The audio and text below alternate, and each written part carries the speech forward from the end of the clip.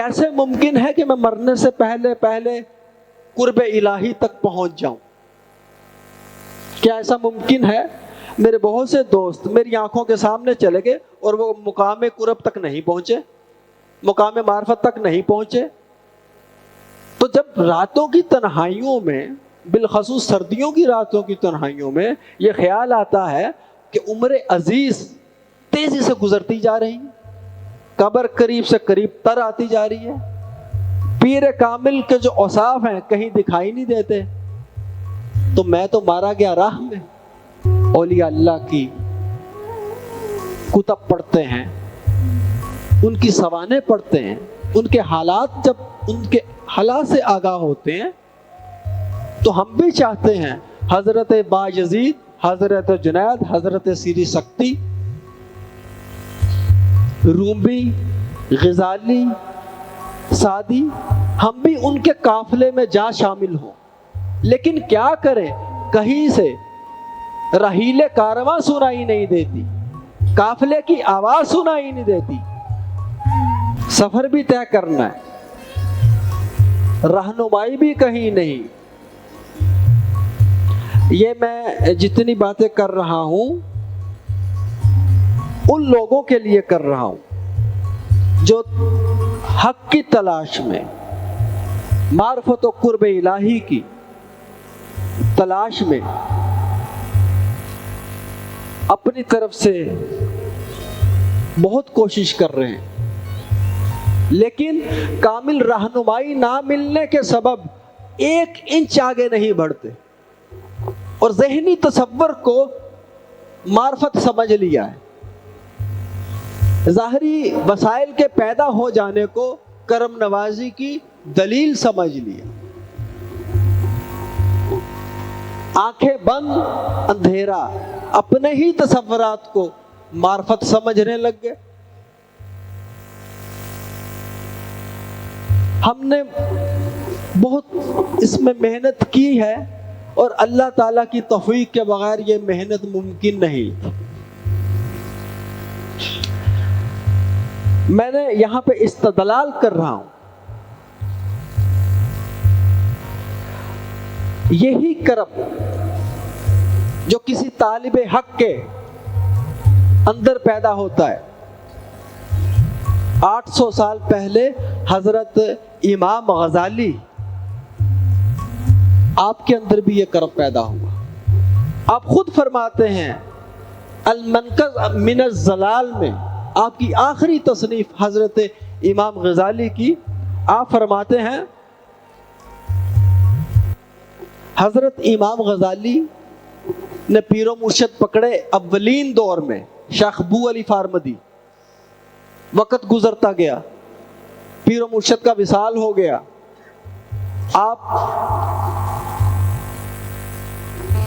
Vice chancellor of مدرسہ نظامیہ Baghdad university کے vice chancellor ہوئے، فلسفہ علم الکلام کے اوپر دسترس، فلسفہ یونان کو مسترد کیا اسلامی فلسفے کے ساتھ۔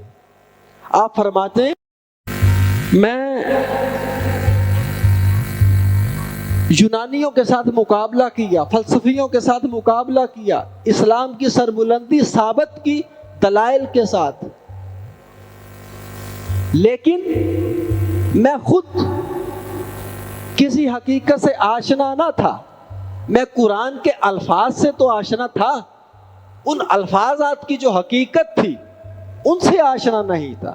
امان تو باللہ ہے، میرے ایمان کا حصہ تو تھا، میرے یقین کا حصہ نہیں بنا تھا۔ وَمَلَائِكَتِهِ، میرے ایمان کا حصہ تھا، ملائکہ پر میرا، فرشتوں پر میرا ایمان تھا، میں نے دیکھے نہیں تھے، میرا مشاہدہ نہیں تھا۔ نبیوں کے اوپر میرا ایمان تھا، نبیوں کی حقیقت نبوت یہ میرا مشاہدہ نہیں تھا۔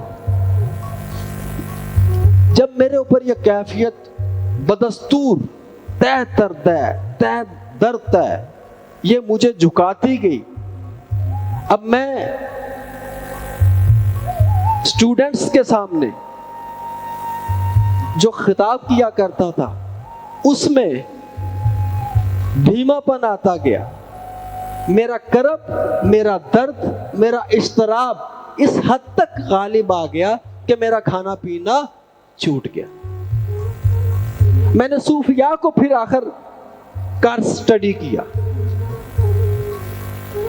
میں نے کہا میں صوفیاء کے راستے پہ چل کے دیکھوں 4 قدم کہ واقعی یہ جتنی باتیں صوفیاء نے کہی ہیں حقیقت ہے، معرفت الہی ممکن ہے.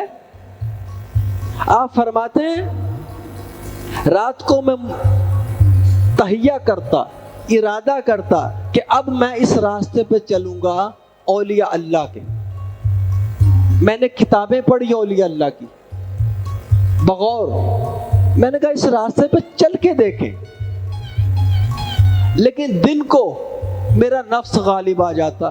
مجھے اپنا عہدہ جو تھا، آسائشیں جو تھی، ان کو میں چھوڑ نہیں سکتا تھا.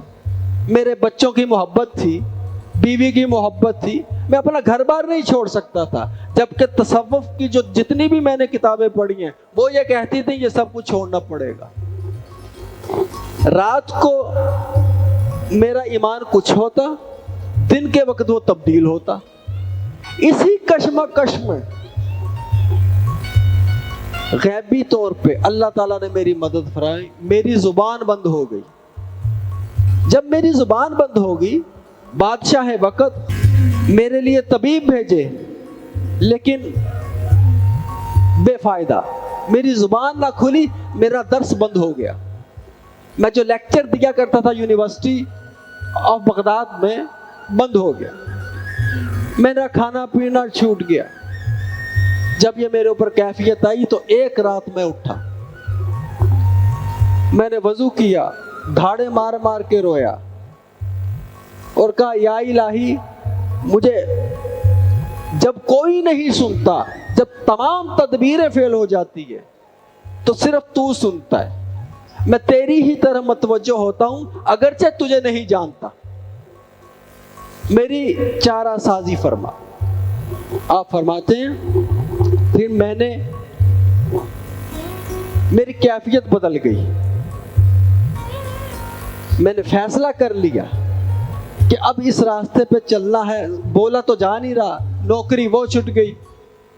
اپنے بچوں کو، بیوی کو خیر بات کہا اور بغداد سے نکل کھڑا ہوا اور جا کر کے دمشق مسجد عمومی میں ایک رہنے لگ گیا. دن کو میں مسجد کے بیت الخلا لیٹرینیں صاف کیا کرتا صوفیاء کے اقوال کے مطابق. رات کے ٹائم جو صوفیاء نے لکھا تھا آپ نے اس میں سے خصوصاً کہا حضرت جنید بغدادی، حضرت ابو نصر السراج اور اس طرح حضرت سیر سکتی. آپ کی تصانیف میں جو کچھ لکھا تھا کہ ایسے ایسے ایسے ایسے کیا جائے، میں نے ویسے ویسے ویسے کرنا شروع کر دیا. یہاں تک اس کے بعد میں حضرت بیت المقدس چلا گیا. حضرت ابراہیم خلیل اللہ کے مزار اقدس میں موتقف ہو گیا. اور جب میں موتقف ہو گیا تو میں درجہ یقین تک پہنچ گیا اور مجھے واضح ہو گیا، میں یقین محکم تک پہنچ گیا کہ صوفیاء کا رستہ حق ہے. ان سے بہتر کوئی اگر اعمال اپنانے چاہے تو نہیں اپنا سکتا. ان کو چھوڑ کے کوئی اللہ تک پہنچ نہیں سکتا. حضور نبی پاک کے راستے پر اگر کسی نے چلنا ہوگا تو صوفیاء کے راستے کو اختیار کیے بغیر وہ چل نہیں سکتا. تو 2 سال میں میرا سلوک طے ہو گیا. حج کیا، بچوں کی یاد آئی، واپس طوس پہنچا. اس کے بعد